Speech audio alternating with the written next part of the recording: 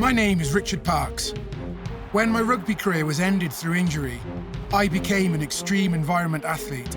In just 197 days, I skied to the North and the South Poles and climbed to the top of the highest peak on every continent, setting a new world record. And that included Mount Everest, the most iconic mountain on the planet. Now I'm attempting to climb to the top of the world once again, but this time it's going to be even tougher. At more than 29,000 feet, there's just a third of the oxygen there is at sea level. But I'll be climbing without the use of supplemental oxygen. Without proper training and acclimatization, dropped onto the summit of Mount Everest, you'd be unconscious in 4 minutes and dead within 6. Now the medical community in Wales is re-evaluating what they thought they knew about the human body, what we thought 40 years ago to be scientifically impossible. Could the way my body reacts to the extreme environment of the Himalayas provide vital clues to preventing one of the fastest growing diseases on the planet? Could Mount Everest hold the key to unlocking our understanding of dementia? It could well be, one of the biggest escapes of my life.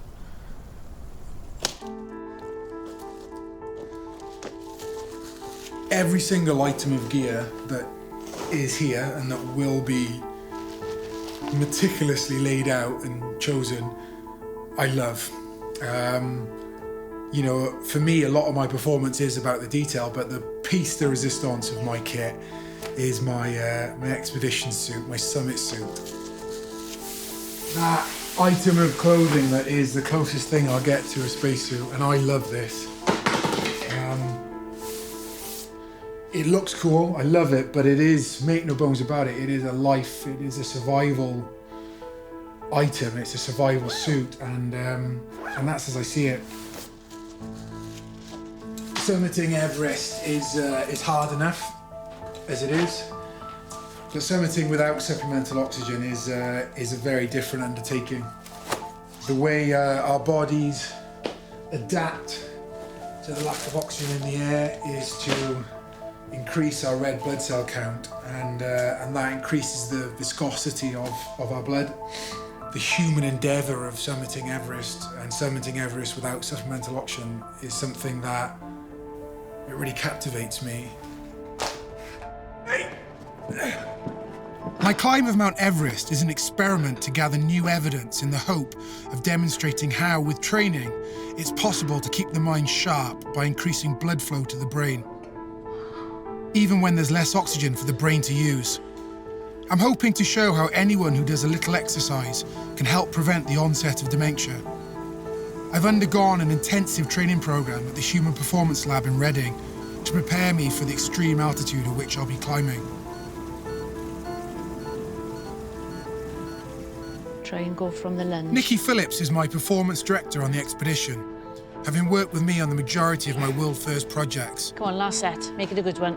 She is my go-to person when it comes to physical preparation. Richard's physical preparation, the effort that he puts into that for what would be a 2-hour session of interval training is beyond what most athletes would do. And what's been quite interesting is that he trained amongst other high-performance athletes when he did that, and I think he really earned their respect when they saw what he was doing. So if you can imagine the burn that you'd get just from walking up one hill very fast, and he's doing that again and again and again, and where he finds that extra strength, I don't know. This expedition is important not just to me, but to my mum and dad. We've experienced what it's like to have a close family friend diagnosed with dementia. My godfather battled with the disease. Having experienced this cruel disease so close to home, it's like somebody disintegrating from the inside out. And it just seems really cruel.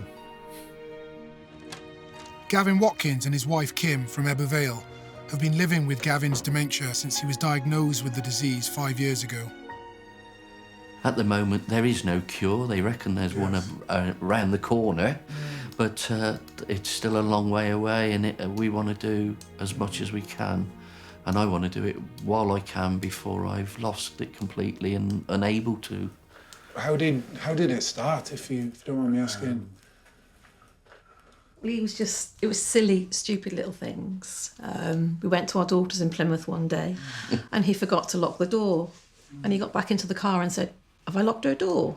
Then there was repeating things over and over, and he'd tell us the same story every weekend. The things that upset me so much is knowing that I'm going to forget my wife, my children, and my grandson. I just know it's going to come, and it's so upsetting when you realise, you sit and think about that in your days, you know. That's the hardest part of it, is knowing that's going to happen, and it means such a lot to me to keep it as long as I can, and that's where I fight to try and keep that going.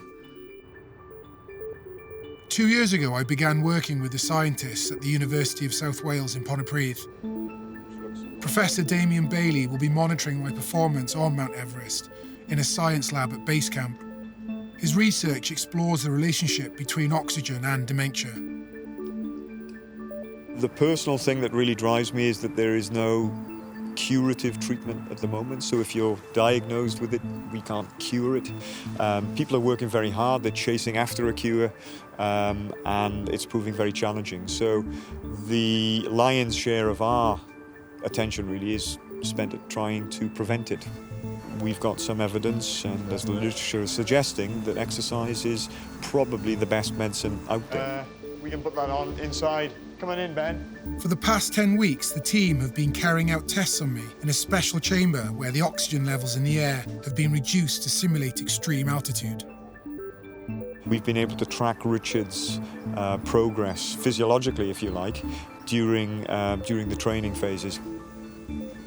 The aim of this pilot study is to demonstrate that my acclimatization can compensate for the lack of oxygen on Mount Everest, that exercise can improve cognition even if there's less oxygen going to the brain.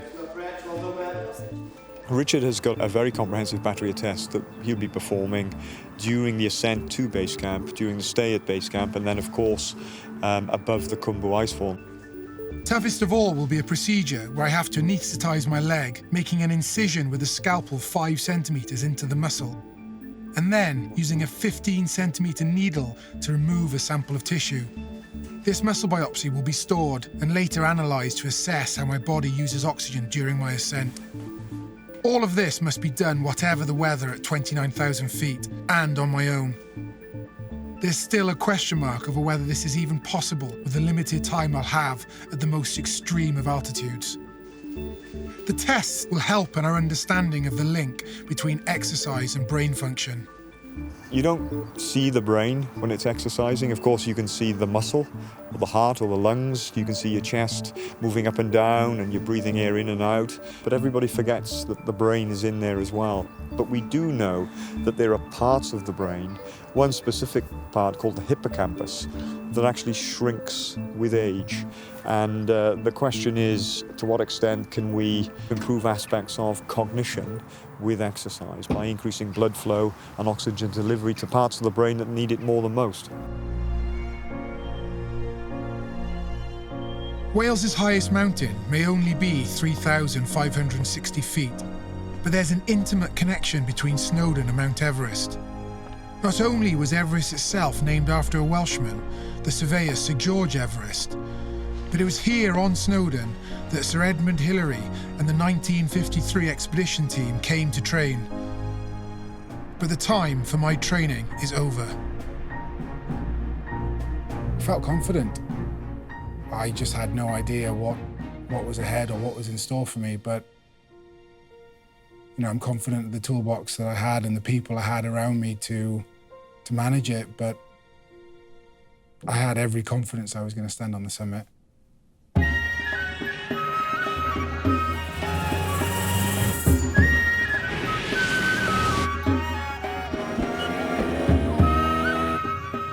Kathmandu very much is the gateway into the Himalaya. It's a real melting pot for not just local people, but climbers from all over the world.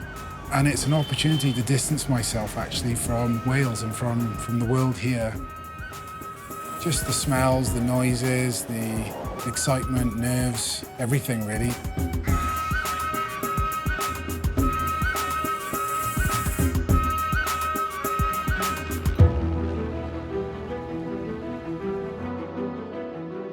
From Kathmandu, I'll fly into Lukla, the mountain town known as the gateway to the Himalayas. From there, my team and I will trek on foot first to Namche Bazaar, and then on to Dingbashay as we acclimatise to the altitude. As part of my acclimatisation strategy, I'll then attempt to summit the 20,300 feet of Island Peak. Returning to Dingbashay, I move on to Everest Base Camp before my ultimate goal, to summit Mount Everest herself without supplemental oxygen.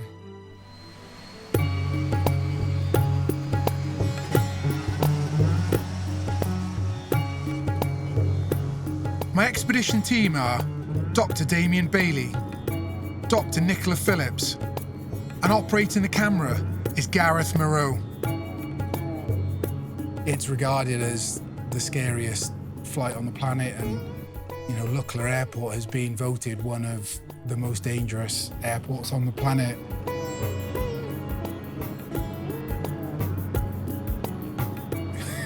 It's a really short runway, really short.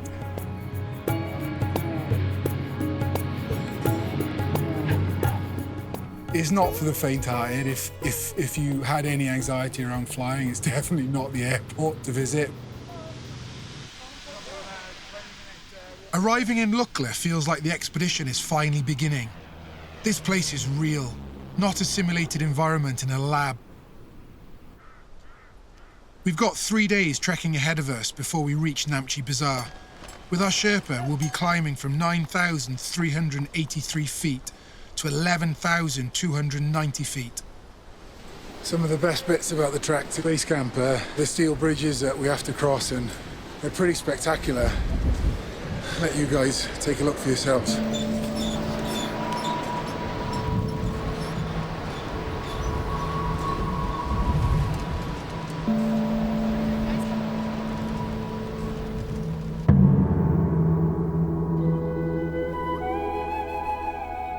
We start our ascent of the Himalayan foothills, and straight away these steep slopes are enough to get the heart pumping.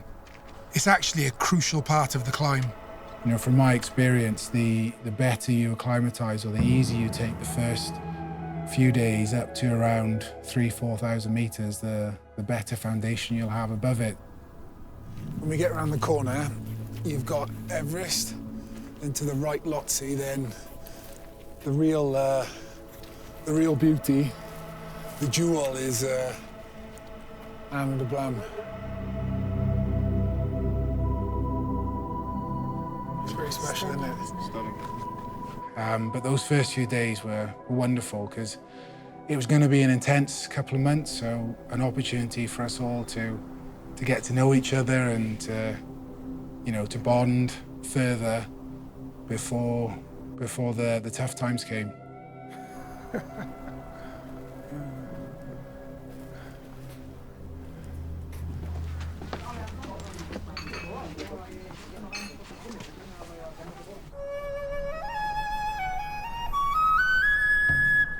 It's day 4 of the expedition, and already my team is gelling. There's no room for standing on ceremony. It's share and share alike, especially when it comes to luxury items. Nearly got myself into trouble. I left 3 toilet rolls in the toilet. Oh, were those yours? I kept leaving them. Yeah. One in each. I might have. Thanks, mate. I had a pleasant arsewipe this morning. Appreciate that. You had a freebie there, didn't you? Yeah. That's okay. I thought, blinking heck, this place is nice. Free toilet roll. Yeah. Well, that's Damien. And we're quits now for the beat boots, yeah. I'll let you use some of mine later for that time. Yeah, thanks. Oh, you used it as well? Yeah, because I thought, Tell you what, unbelievable. People were running into the loo to use my free toilet paper. Can't believe it. That's pretty Yeah, I might have taken a few sheets as well. That is bang out of order. That's outrageous.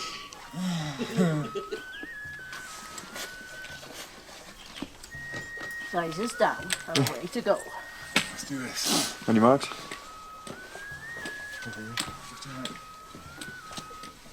Right behind you.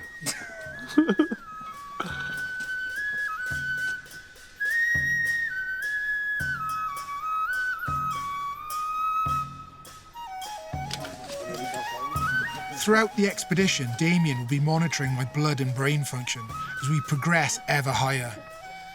People that are acutely exposed to this altitude would get very, very sick very, very quickly. And it, again demonstrates that we're acclimatising very well. And that's the objective here, is to acclimatise Richard ahead of the summit bid. Now, for some people, if you climb too high and too quickly and you get too cold, you can't actually acclimatise to that stress and you actually break down. And these symptoms really are known as acute mountain sickness. So acute mountain sickness really encapsulates a severe headache, and with that comes feeling sick, a lack of appetite, and difficulty breathing, and just not sleeping very well. So it has a really negative impact, just as a migraine would have a very negative impact on you at sea level, very similar in altitude.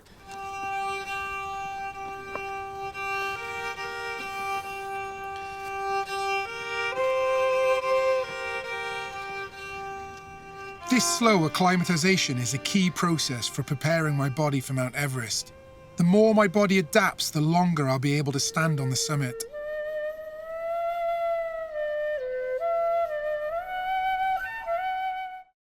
I think that's an interesting thing.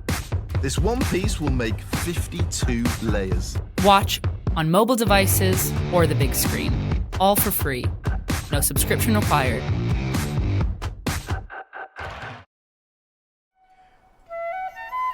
The locals are used to the effects altitude has on them, but for us lowlanders, readying ourselves physically takes time. Preparation of the mind is also key, but I'm about to take part in a tradition that few climbers are privileged to experience: the preparation of my spirit. It's a tradition, and it's a really important tradition actually for the Sherpas and the Nepalese people, that the local Lama blesses not just themselves but their equipment before the summit of Everest to wish them good luck and keep them in good health. The last few years, it's become even more poignant and even more important a tradition. Whatever your beliefs are, you can't help but feel something special about here. It's a very spiritual place. I know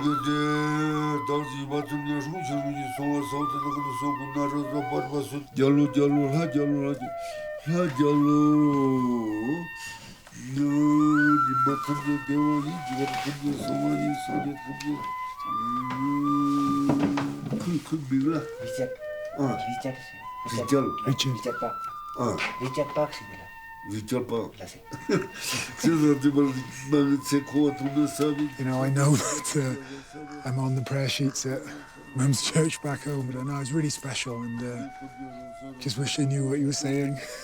I thought it was quite funny when he laughed at my name, but it's not the first time someone's laughed at me.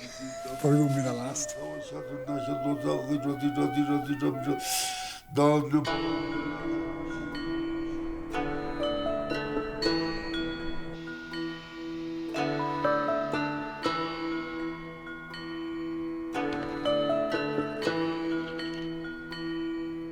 Today is the first of our major ascents.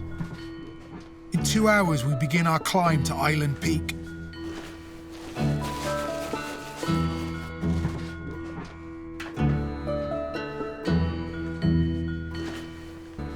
White gold. White gold. Amazing how many friends you have when you've got toilet paper, or, as Damien knows, when you are sharing quilted toilet paper, unbeknown to him. We leave today for Island Peak, which is probably about a 3-day climb. It's our last opportunity really to get the data collection nailed, so if it goes well, amazing. If it doesn't, we need to go back to the drawing board, don't we? And I know that's the nature of things out here, but yeah, a little bit apprehensive if I'm being honest.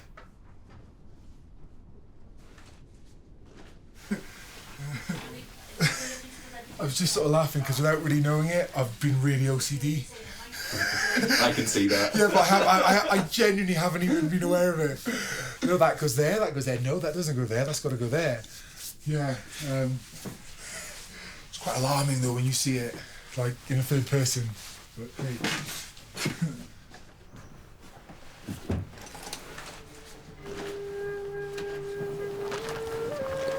Have a good one. We shall. See you on the way back down. Go easy on the lava.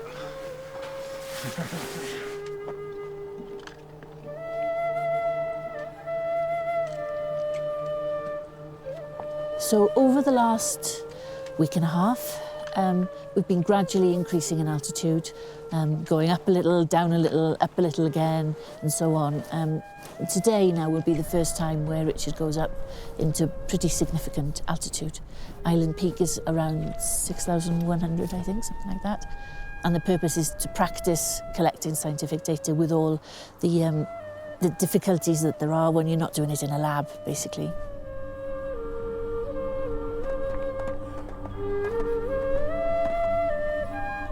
Ahead of me is High Camp. As I get closer, the clean, crisp mountain air carries with it a very welcome scent.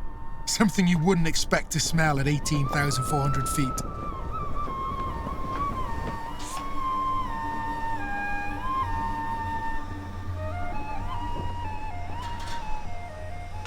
Pretty incredible what Ramesh and his team can make on the side of a mountain. What's for lunch today, Ramesh?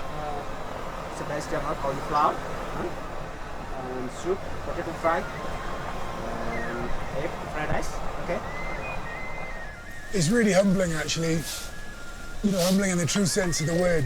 We're on the side of a mountain, just over 5,000 meters, and you know, we're in the presence of a really, really talented chef. I know I'm here for a very specific goal, but every now and again, these surreal moments really just take my breath away. You know, it's such a special place.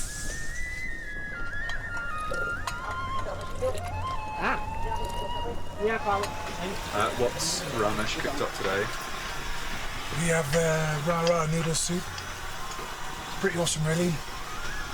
It's super noodles, but more super. Thanks, Ramesh.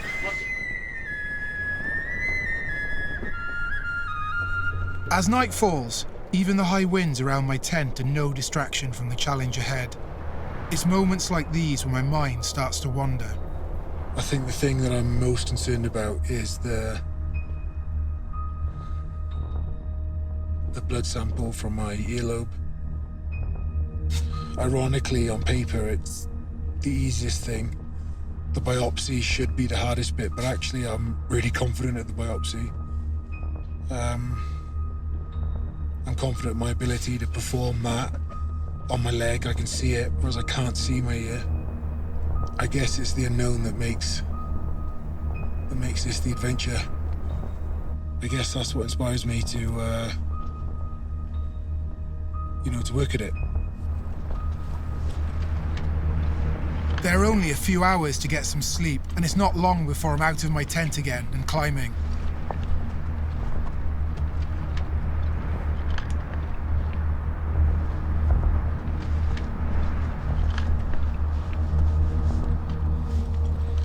There's two reasons for starting so early in the morning. The first reason is the early part of the glacier, the approach in, as well as some of the crevasse crossings are safer because it's colder and the ice is more stable.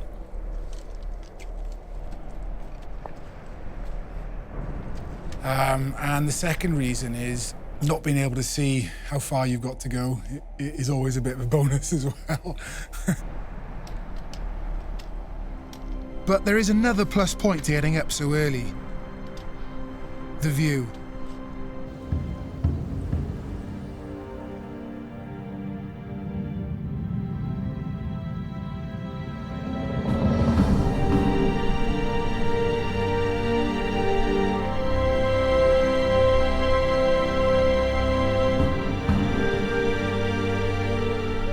The views here at this time of the morning are quite literally breathtaking.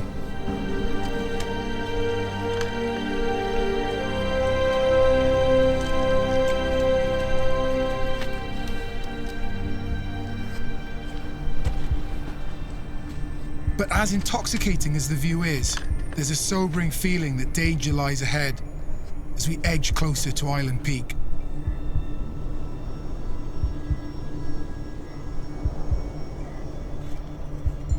The head wall is where the real challenge begins. Fixed lines hang down more than 650 feet of steep, poor quality ice.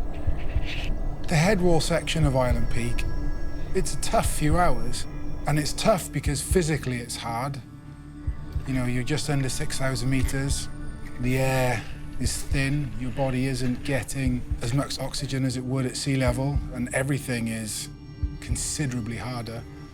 You've got a fixed line that's there that you put a certain amount of trust into it, but there are points in the mountain where there are 10, 11, 12 ropes all leading into one fixed point, and your option is to decide which rope looks the newest.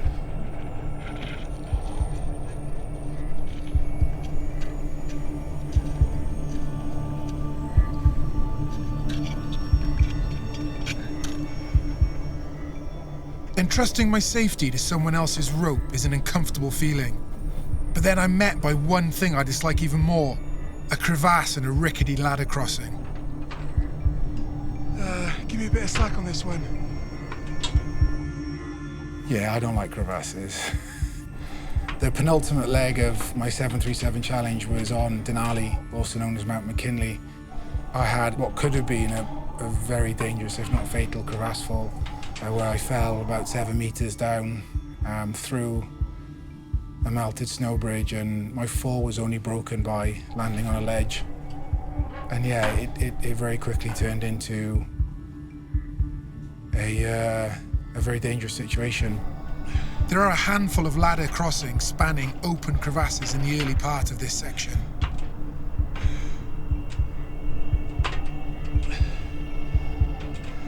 It's a useful reminder of what's to come on the icefall in the western combe of Mount Everest.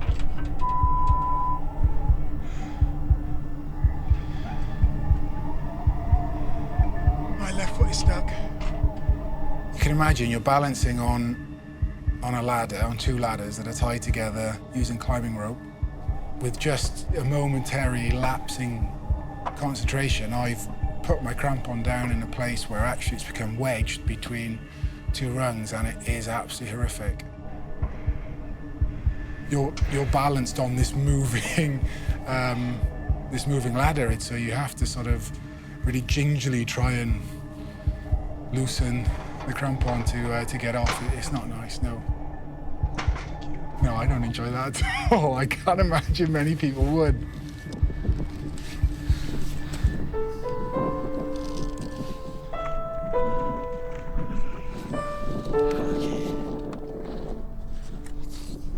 With so many things that could have gone wrong, I feel really strongly about taking a moment to breathe it in and to really acknowledge the achievement. As with all of my expeditions, it's the challenge and the physical exertion that makes the taste of success all the more sweet.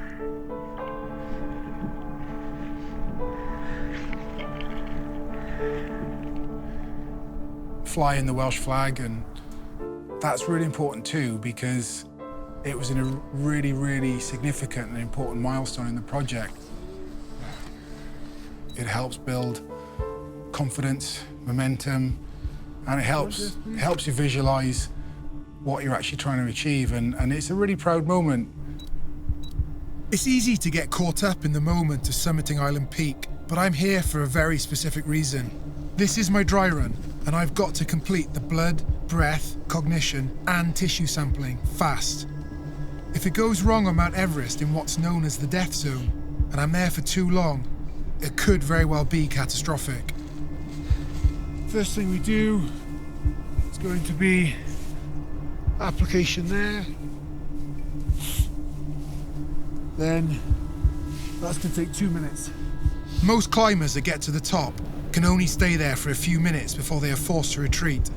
The same applies to me, but I'll have no supplementary oxygen and I must complete my tests.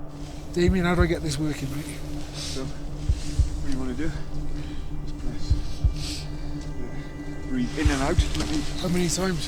Just steady state, so a few times. Nice and slowly. That's good, and relax.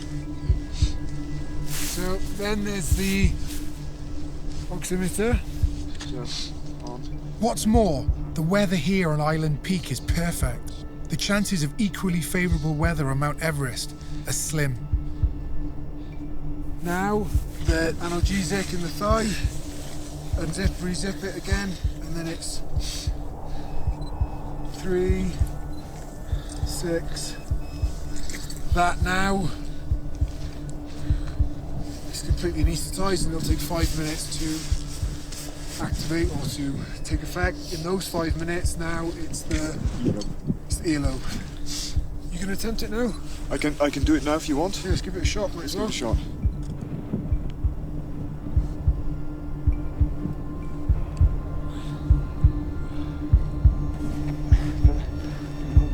I'm starting to feel anxious. No matter how many times I've practiced this in the lab, I knew it would take longer in reality.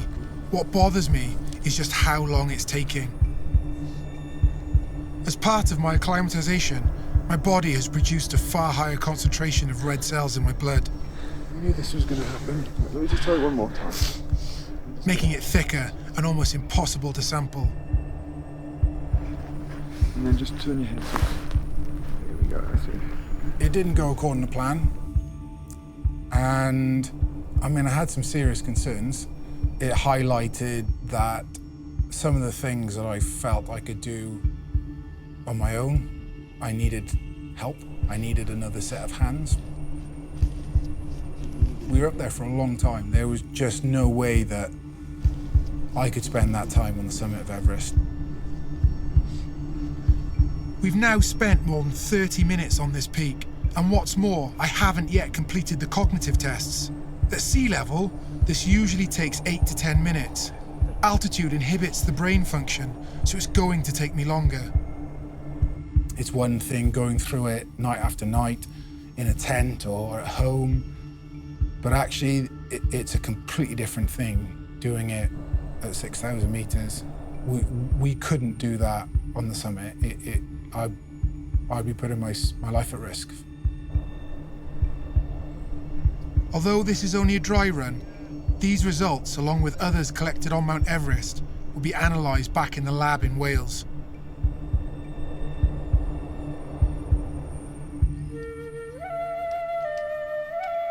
After the stresses of the test procedure, the whole team is reunited at Namche Bazaar, and we move on towards base camp.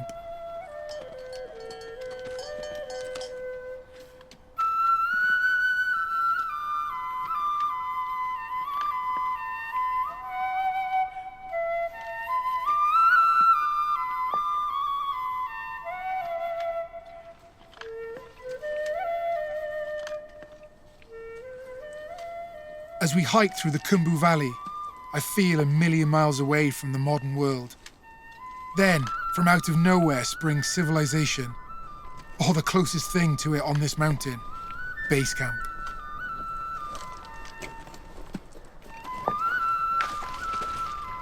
Hey, how's it, man? How's it, guys? How are you? I'm good, mate. How you doing? Yeah, good. Nice You to see you. Yeah, Cool. pretty good. Yeah. Welcome. Hey, cheers, mate. How you doing? Good to see you. Good to see you too. Yeah, good. Oh, Yeah. good. Fantastic. How you doing? And the paradox of base camp is that having trekked up the Khumbu Valley, getting more and more remote with each settlement, you then arrive at base camp and it's got infrastructure there that is unlike any other part of the Khumbu Valley. It's like a bustling metropolis of tents. You know, there's even very limited Wi-Fi signal there, which you can't get at other places along the trek into base camp. I can't believe you bought safety pins. That's next level, mate. Fair play. Sorry.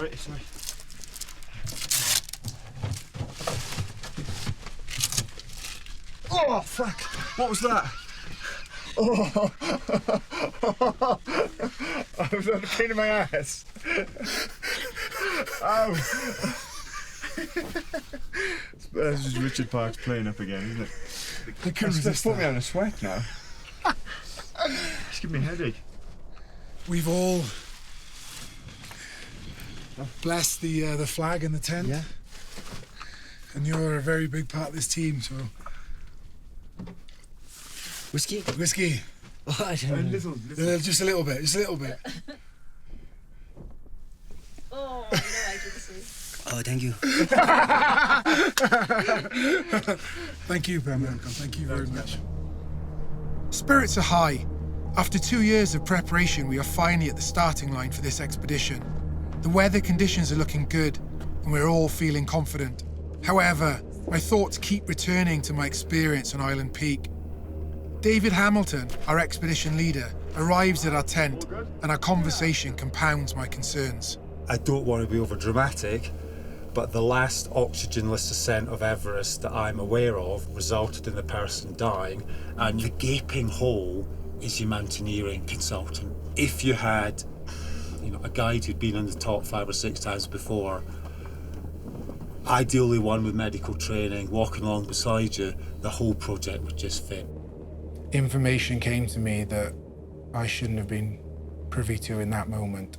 Although you're trying to exert yourself to your maximum, you've always got to have this little regulatory mechanism. Am I overstepping the mark?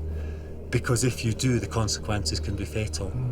It was right that the information came to me, but it's really difficult to, to be told that I'm very close to my mortality, but yet still be expected to make rational, coherent decisions. And to me, that's the big weakness. That's what really worries me, is you up there, expending yourself possibly into areas where your judgment may be impaired and nobody else there to help.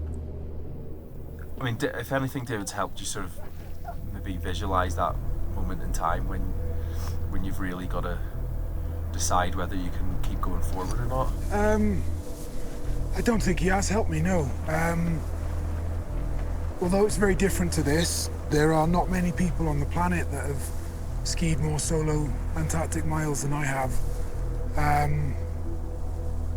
This is the end of a really meticulous development cycle, and although relatively I have less experience than David here on Everest, I am very confident of my own abilities to make those difficult decisions. I've proven it. One of the most difficult decisions I've had to make was to abort my first solo Antarctic expedition just 100 kilometers from the South Pole after battling the elements for 42 days. I believe that I have the right balance of humility and defiance and respect for the environment that I'm in. Warning heeded, but undeterred. And after 5 days at base camp, I get my head down for one last good night's sleep before we push on to Camp 1. I feel really good at this point. My acclimatization strategy has worked really well, and I'm probably one of the only people here at base camp that isn't coughing uncontrollably. And I'm in good health, but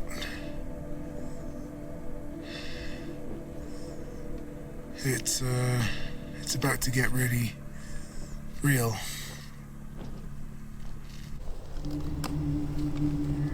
From this point on, it's just me, my Sherpa, and Gareth on camera.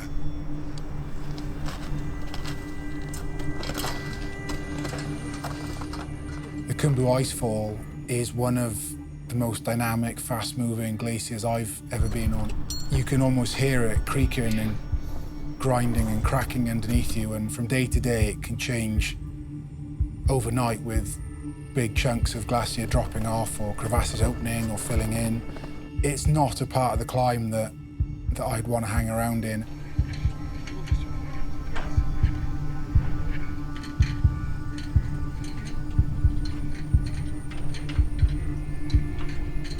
in order to manage some of the risk of that section and to be as safe as possible, it requires you to move as quickly as possible.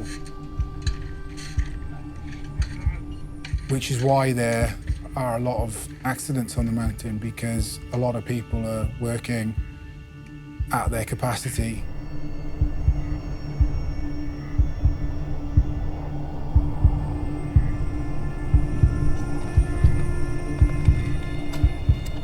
More than 270 people have died on this mountain in the last 50 years.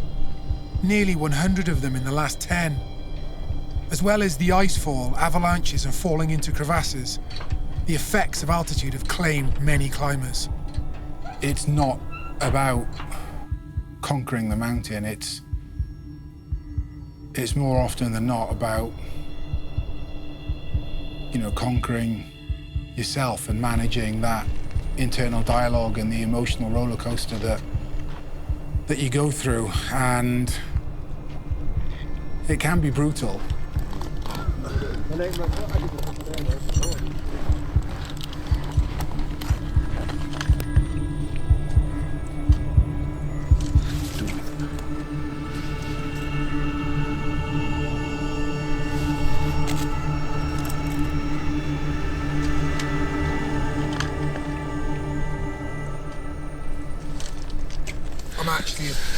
I'm a bit nervous to show you this. Like, we've been really good mates so far, and, our friendship is getting stronger, and, we've got a big couple of weeks ahead of us, and I really feel like the kick in the morale nuts now might just be irreversible. Too much. Just thinks. Oh, I can smell that. I can smell that. Do you want to see it, though? Do you want to see It's it? like, yeah. Has it got rice in too? Oh, noodles. Can I see yours, please, mate? That's, I believe that's potato. Vaguely. Wow. Definitely there's something pink. Wow. And something yellow and something white, so I'm just gonna base it on that. No, that looks amazing. No, seriously, that actually looks really good. No, I felt bad earlier, but I don't know. No, it looks amazing. It looks amazing. You nearly sound sincere there. I'll try and describe what I'm eating.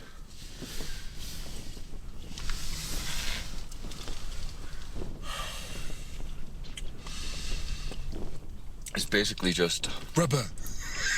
Yeah, chewy rubber, no taste, no season. It's the sort of thing that somebody would eat if they just were the most fussiest person in the world.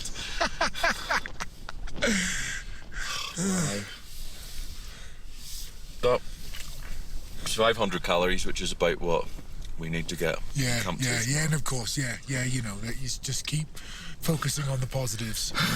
just hang it on something, hang it on anything. Your turn. Let's see how yours goes. Yeah, okay. Look at those noodles. Oh, the big chicken breast and the sweet corn. Yeah, chicken breast.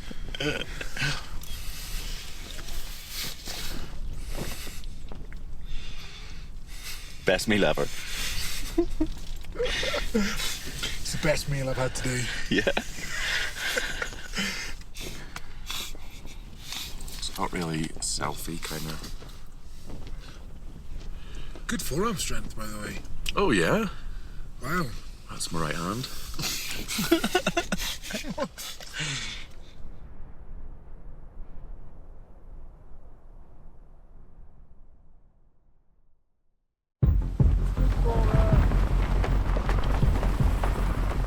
Things can go sideways really quickly, and the climb to Camp 2 was a really good example of that.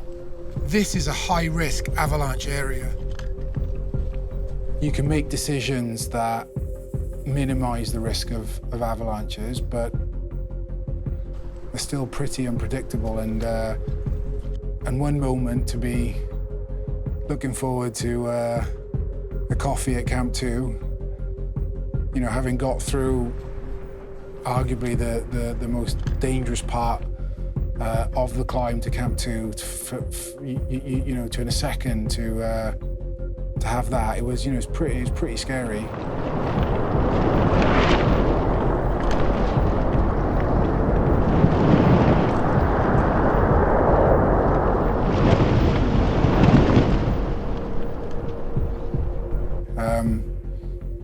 I don't think I've ever moved so fast above 6,000 metres.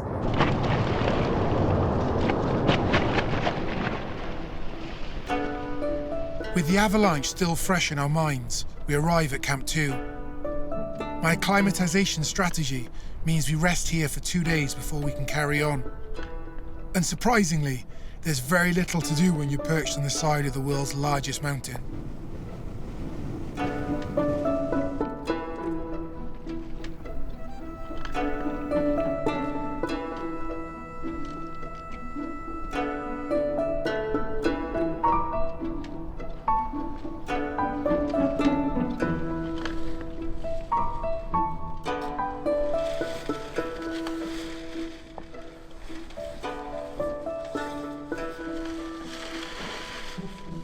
So what are you going to do now? Put all my clothes back on again.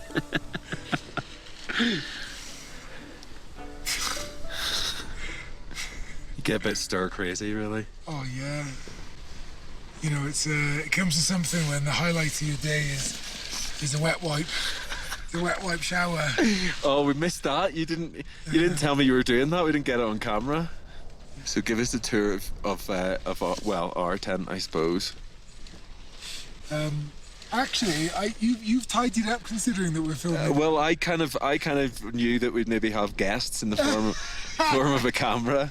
So I'm a lot tidier than my usual. Yeah. But yeah, you can see I've got a selection of cleansing handy wipes, my first aid kit, my sat phone. You got the toilet roll on the Walkman so I can listen to music while I'm out of shit. Right above me in the morning is the tablet, so that I've got no excuses to do the cognitive testing. I've got a little bedside table here, but that's for personal stuff. I can't show you that. Really? I don't even know about that. No? You got a bedside table? Well, it's the lid of my rucksack, if you can see, we're there. You see that, the lid there? Oh, yeah. And then you've got like little personal items in there, have you?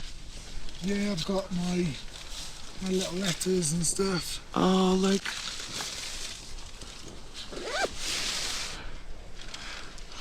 I'm just really impressed that you've tidied your side of the tent knowing that you were going to be filming it. Yeah, well, the thing about my side of the tent is I haven't got half the stuff you have. I don't know how I get... Basically, I get by baby wipes and a sat phone. That's home. That's it, yeah.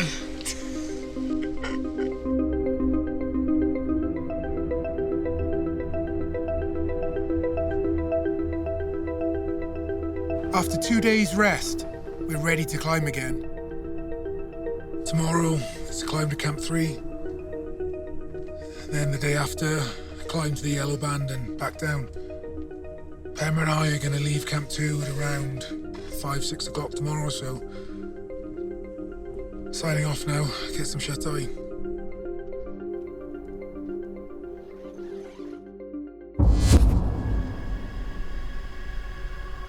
The following day, we awake to a serious problem.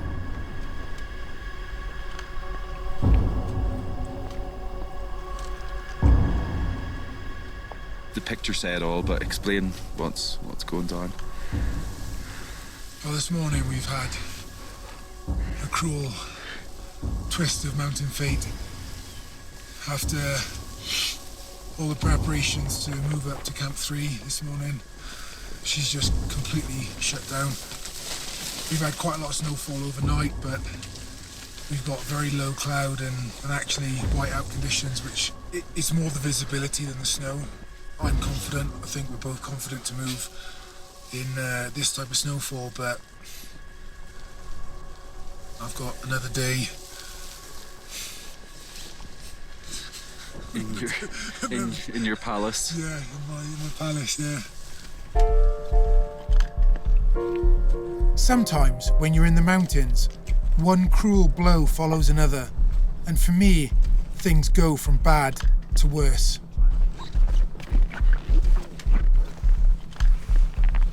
You know, Nikki and Damien have known this for the last 2 days, but we've had poor comms, and I think both of them felt it was quite a difficult thing to try and convey on a crackly line. Damien and our doc were looking through some of your blood test results, and alarm bells started ringing. You have arrived here fantastically acclimatised. You have more red blood cells than anyone else on this mountain, which from a point of view of climbing a mountain is great. However, in one of the emails I've read, your blood is like treacle. And that puts you at a very high risk of some medical events. Sure. The severity of my situation becomes clear when I'm eventually told that my condition could very well be life-threatening. I think the recommendation is that you descend to base camp, they repeat the tests, and then bringing in all the accumulated expertise, try to help you to achieve your project without unnecessary risk to you. We need to address the safety implications before you climb any further. Sure. Safety is paramount to me, and I needed more information to understand my situation fully. You've just dropped a bombshell on me. Are you suggesting that I descend? Well, I can descend now.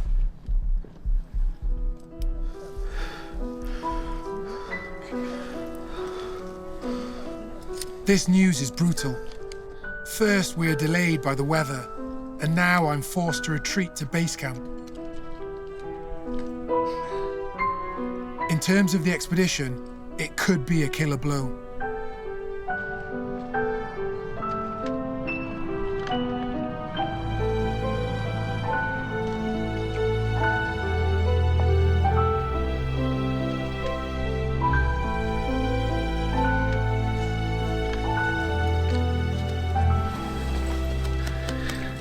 Glad to see you back safe.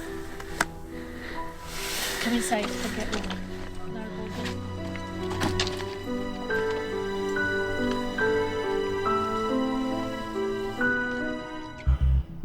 Over the next few days, I'm subject to a series of tests to check how my body, and more importantly my blood, is performing at extreme altitude. Good lad. Hold on. What we've identified is that his ability to make red blood cells is exceptionally good. In fact, it's so good that it's actually raised a bit of a red flag. When the blood makes so many red blood cells, it can become quite sludgy. So blood moves through blood vessels very slowly because it's so thick they've made so many red blood cells. And of course that makes them more prone to heart attacks and stroke. So this is the litmus test now, really. This will give us a very cold and sober look at Richard's bloods, and then from that we can make a decision. The blood tests show a high concentration of red blood cells, meaning that I'm at a very high risk of having a stroke or developing heart complications if I were to continue climbing the mountain. Literally, I'm in the fucking best shape of my life. Yep, and that's the irony, isn't it? It's just fucking brutal because I mean, physically I'm in the best shape of my life. Psychologically, I probably am in the best shape of my life. Yeah. I'll be honest, it's as time is going on, and I don't mean long, we're talking hours and days, but literally, it's really fucking with my head. As cruel as it is, due to the risk of my blood clotting and the potential for complications, my decision to cut the expedition and the experiment short is the right one. From a positive aspect, Damien was able to collect the data that he needed to do for the project. So as far as the project is concerned, we have all the data that was the main part of the study. Richard was going to collect some more data at the summit, but that was going to be a nice added extra. We don't have that anymore. So from that perspective, you can say the project is a success. But for Richard, from a personal perspective, it's just really sad because he set himself out as a challenge, and I know the science project was the main part, but on a personal level, it's never good when you don't achieve what maybe you set out to achieve, and that's a bitter pill to swallow. When Richard came down off the mountain, I could certainly sympathise with him, and he was distraught, incredibly disappointed. It's been 2 years in the build-up, training for this expedition, physically, psychologically. It's safety before summit, and I really stand by that. And I would feel desperately responsible if anything untoward were to happen. I think over the last couple of days, when he's had an opportunity to reflect on his safety, I think it's become very clear to him that this was the absolute right decision to take. Moving forward would have been irresponsible and selfish. Doesn't make it any easier for me because, I'm an ambitious person and I came here with an objective, and I've not been allowed to even attempt it, let alone attempt it and fail. Success is going home. Success is going back to my family. And success is all the people around me being safe as well. We've still collected really exciting and groundbreaking data, measurements. From a scientific point of view, it has been a success. It might take a while for me to really believe that, though.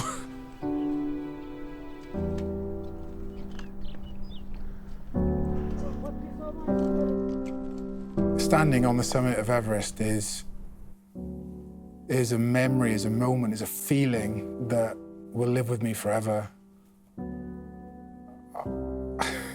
I can still feel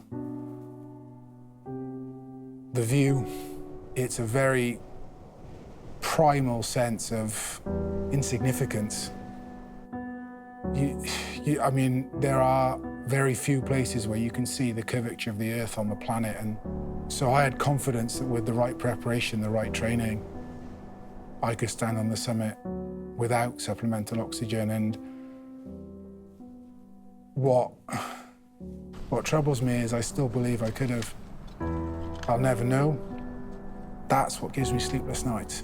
I don't think about it as much as I used to, but it still troubles me.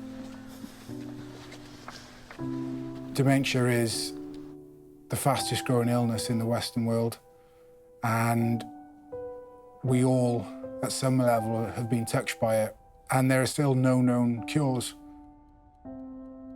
Knowing that I'm going to forget my wife, my children, and my grandson, it's so upsetting when you realise, you sit and think about that. Here in Wales, we are leading in some areas of research into this disease, and some of the results already show that as a result of the acclimatisation process, we've not just offset some of the cognitive decline, but we've actually improved my cognition on the mountain, which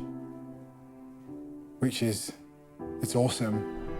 I feel very proud that Project Everest will be able to add to the ongoing research.